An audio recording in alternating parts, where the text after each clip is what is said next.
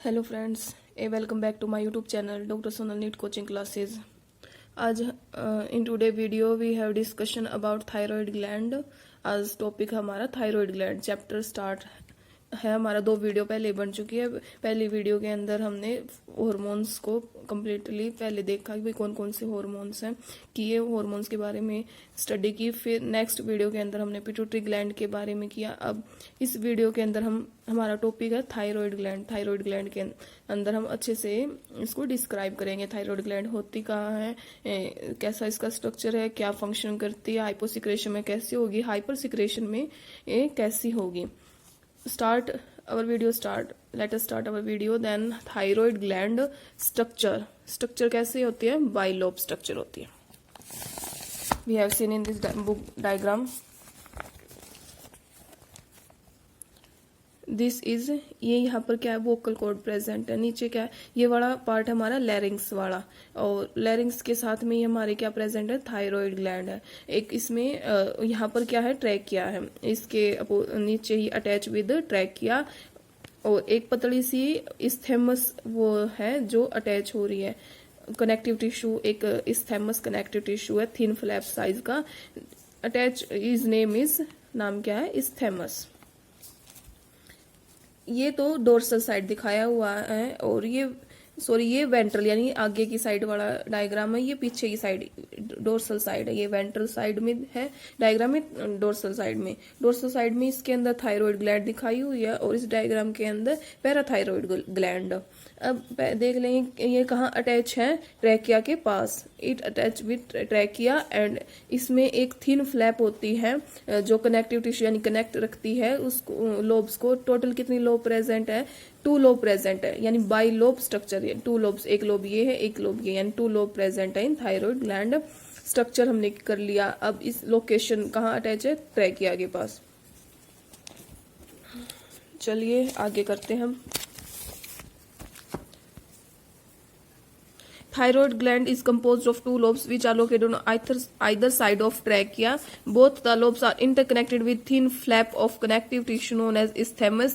Thyroid gland is composed of follicles and stromal tissue.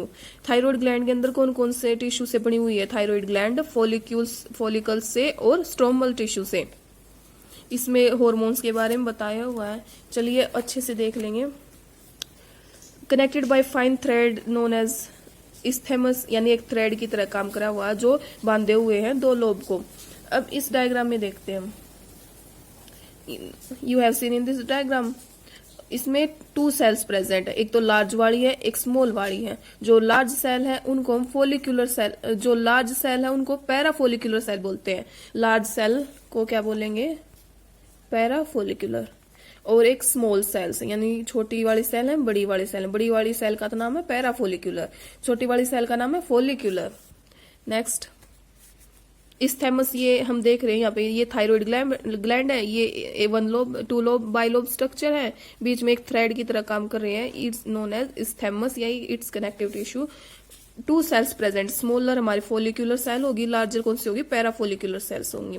Small cells follicular के ये secret क्या करती है, थायरोक्सिन हार्मोन, और जो पैराफोलिकुलर सेल है secreted thyrocalcitonin hormone. Thyroid gland secret 2 hormone, T3 hormone, T4 hormone. T3 hormone को thyroxine hormone बोलते हैं, T4 हार्मोन को थायरोकैल्सिटोनिन हार्मोन कहा जाता है।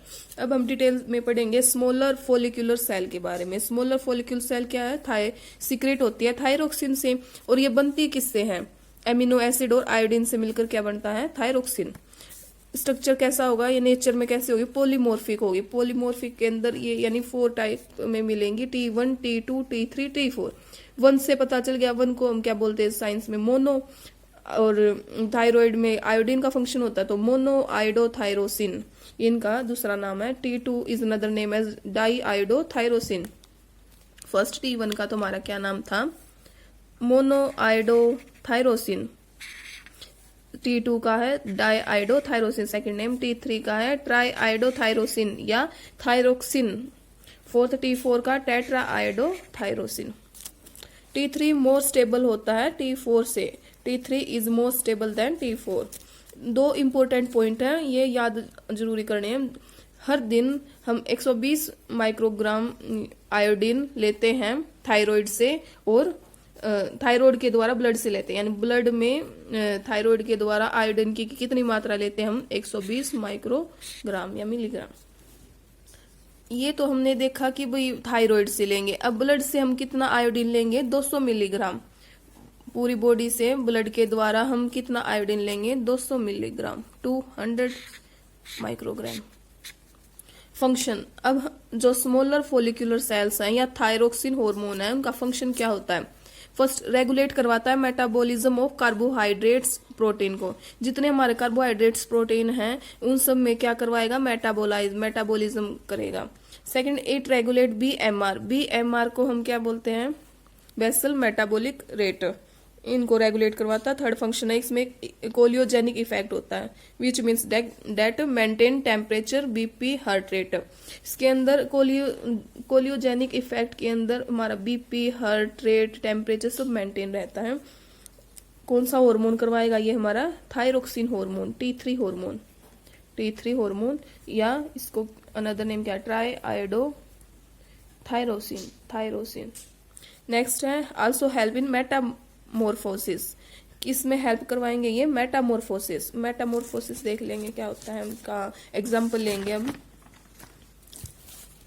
We have seen in this, एक हमने एग्जाम्पल ले लिया टैडपोल लार्वा का। टैडपोल लार्वा के अंदर जो हमारा टैडपोल है वो लार्वा कंडीशन स्टेज में है। लार्वा स्टेज से जब वो अडल्ट स्टेज में जाएगा, उसको its condition name as metamorphosis condition बोलते हैं। जब टैडपोल लार्वा स्टेज से adult stage convert into adult stage is known as metamorphosis with help of thyroxine hormone.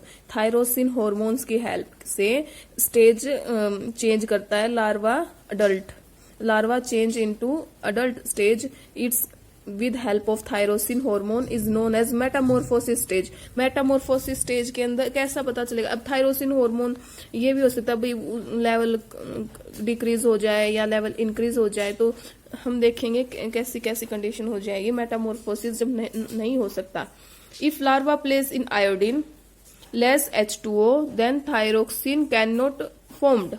क्या कहा गया है, अगर हमारे जो लार्वा स्टेज के अंदर आयोडीन प्लेस हो जाए, वाटर कम हो जाए, आयोडीन ज्यादा प्लेस हो जाए, वाटर की कम लेवल हो जाए या लो लेवल डिक्रीज हो जाए, तो जो थायरोक्सिन फॉर्म नहीं होगा। थायरोक्सिन फॉर्म नहीं होगा तो मेटामॉर्फोसिस स्टेज नहीं आएगी। मेटामॉर्फोसिस स्टेज में मतलब लार्वा नहीं चेंज होगा, हमारी larva can not change into the adult stage, तो वो दोबारा से उस सिर्फ लार्वा स्टेज के अंदर ही रह जाएगा। पहली कंडीशन क्या बताई है, इसके थायरोक्सिन हार्मोन कब नहीं होगा, जब आयोडीन प्लेस हो जाए और उसमें वाटर की कमी हो जाए। सेकंड है, if thyroid removed from larva, अगर लार्वा स्टेज से थायराइड को ही रिमूव कर दें तो कोई फॉर्मेशन नहीं होगी थायरोक्सिन की फॉर्मेशन नहीं होगी, तो लार्वा स्टेज में ही रह जाएगा। क्या बता गया है इसमें, तो हमने आयोडीन का किया, इसमें हमने थायराइड ही नहीं ली, थायराइड नहीं हुआ, थायराइड ग्लैंड ही का यूज नहीं हुआ, तो कोई फॉर्मेशन नहीं होगी लार्वा स्टेज की। अब हाइपोसिक्रेशन के अंदर देखेंगे भाई क्या डिसीज हो जाती है, और हाइपर सिक्रेशन के अंदर फर्स्ट हम हाइपोसिक्रेशन के अंदर देखेंगे क्या डिजीज होती है। फर्स्ट, इन चाइल्डहुड, बचपन में क्रिटिनाइज्म एक ऐसी कंडीशन है, सीवियर कंडीशन है, जो फिजिकल और मेंटली ग्रोथ को स्टॉप कर देती है। किसके कारण, थायराइड हार्मोन की कमी के कारण, या वो ठीक नहीं हो पाता हार्मोन, उसकी वजह से हमारे क्रिटिनाइज्म नाम की डिजीज हो जाती है इन चाइल्डहुड। सेकंड है अडल्ट में, इन अडल्ट फर्स्ट होगी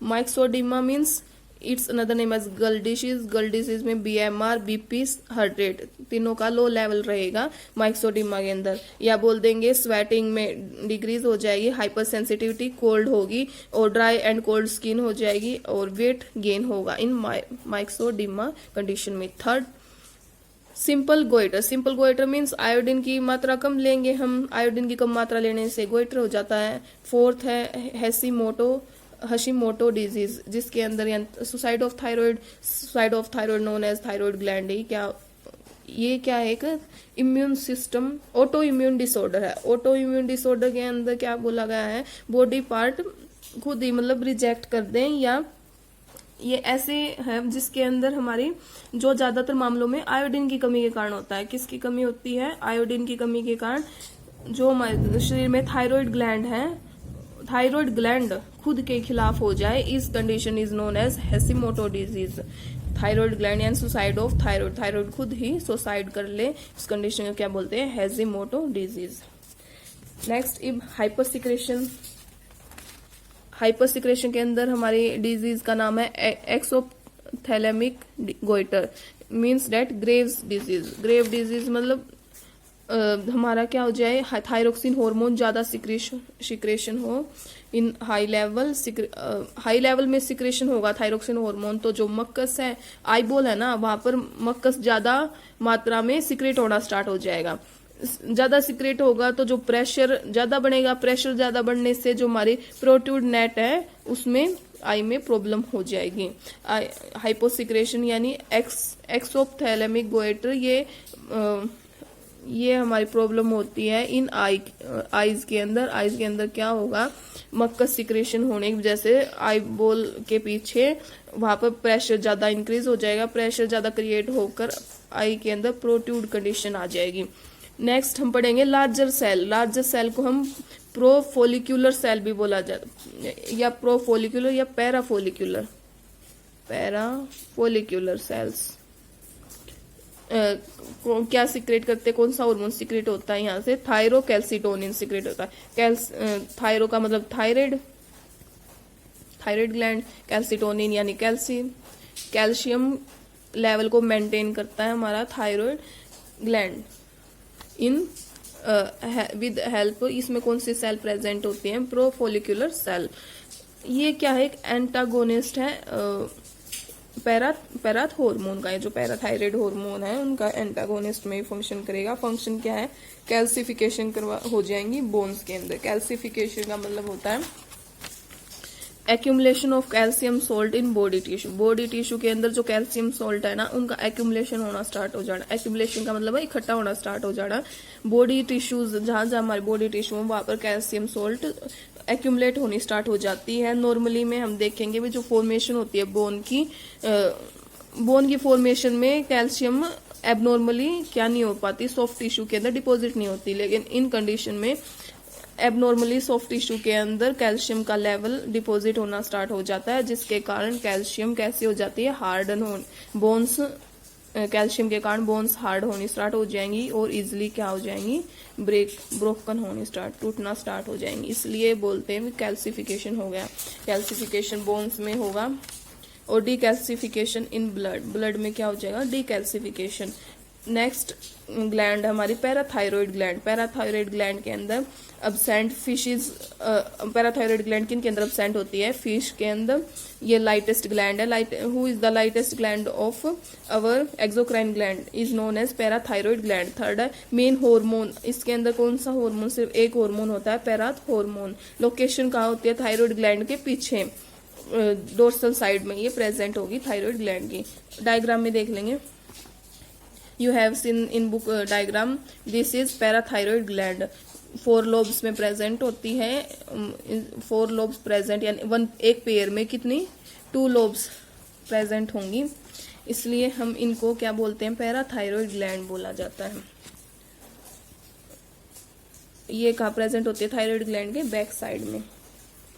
फंक्शन क्या है, कैल्सिफिकेशन, ब्लड के अंदर कैल्सिफिकेशन और डीलोकेलाइज करवाना बोन का डीलोकेलाइज का मतलब दोबारा से बोन्स को हार्ड करवाते, दोबारा से बोन्स को रिपेयरिंग करवाती है। हाइपोसिक्रेशन कंडीशन हो तो टिटेनी हो जाता है। टिटेनी का मतलब कैल्शियम का लेवल कम हो जाएगा ब्लड के अंदर और बोन के अंदर ज्यादा हो जाएगा। जो पीटीएच हार्मोन है वो पेप्टाइड हार्मोन से सिक्रेट होता है और इसका अनदर नेम क्या है, हाइपरकैल्शियम हार्मोन।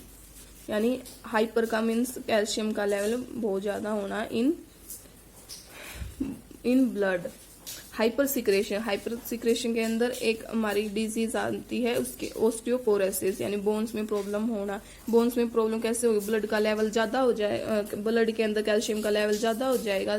और सेकंड पॉइंट क्या है, बोन्स के अंदर कम हो जाएगा। ब्लड के अंदर ज्यादा होने की वजह से, बोन्स के अंदर कम होने की वजह से जो बोन्स होती हैं वो फ्रैगाइल हो जाती है। फ्रैगाइल होने के कारण वो इजिली ब्रेक होती हैं।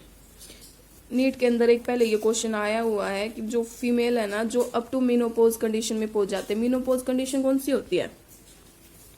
Female who reach the menopause condition. Menopause condition जिनकी एज 50 तक हो गई है, उनकी मेंस्ट्रुअल साइकिल स्टॉप होने वाली है। There CA3 from bones passes in blood, यानी कैल्शियम कहाँ से पास, कैल्शियम कहाँ, बोन्स से ब्लड के अंदर पास होगा। तो बोन से ब्लड के अंदर जाएगा तो जो हमारा एस्ट्रोजन और प्रोजेस्टेरोन का लेवल है वो कम हो जाएगा। प्रोजेस्टेरोन का लेवल कम होने के कारण, एस्ट्रोजन का लेवल कम होने के कारण जो हमारी मेंस्ट्रुअल साइकिल है वो इरेगुलर फॉर्म में जाती है। इरेगुलर फॉर्म यानी इरेगुलरिटी हो जाती है मेंस्ट्रुअल साइकिल की। इसलिए ये कंडीशन होती है, किस वजह से? कैल्शियम का जो ब्लड से, बोन से ब्लड में पास होगी, बोन से ब्लड में पास होने के कारण कम लेवल हो जाएगा हमारा एस्ट्रोजन और प्रोजेस्टेरोन हार्मोन का, जिनसे मेंस्ट्रुअल साइकिल में इरेगुलरिटी आ जाएगी। ये हमने थायराइड ग्लैंड किया, पैराथायराइड ग्लैंड किया। नेक्स्ट वीडियो के अंदर हम और जो ग्लैंड बची हुई है उनको करेंगे। Thank you guys, thank you too so much. इस वीडियो में अगर आपका कोई भी डाउट है आप पूछ सकते हैं। Thank you guys.